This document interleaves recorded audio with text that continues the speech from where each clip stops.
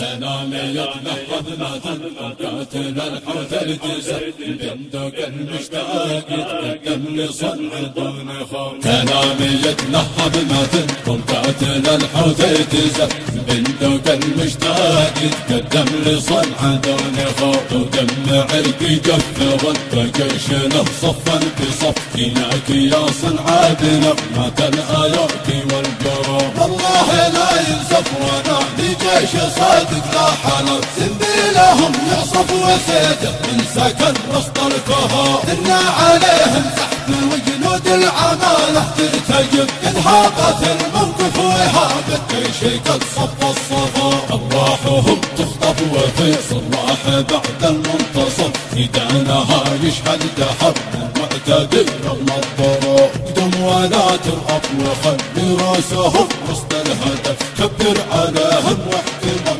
ضربات من بين الكتوف. دام الهمم نلتف ونكسر خشامه من وتف بالمدفع الميدان والحوزه وانواع الخصوم. يا كل من حلف وقتل في يمنا واختطف بكل من حلف عمل ايران اسمه في الكشوف. محمد المرجف ومن عند المصالح يختلف اسم الاله الطفوف في النداء وهب الحتوف. اسك العدا كشف ومتفجر اذا ريده نشف طاروت له نصرة من احشام الجتاري والحقوق. تنامي يتلهب ما تنقل قاتل الحوت يتزف بندق المشتاق يتقدم لصنع دون خوف. ودم عرقي جف ود جيشنا صفا بصف فيناك يا صنع بنغمة الآيات والقروب. والله لا ينسف وانا لجيش صادق لا حلف سنبيلهم يعصف وسيده من سكن وسط الكهوف. إنا عليهم زحف وجنود العمالة ترتجف إذ هابت الموقف وهابت جيش قد صف الصفوف. أرواحهم تخطف وفي صراح بعد المنتصف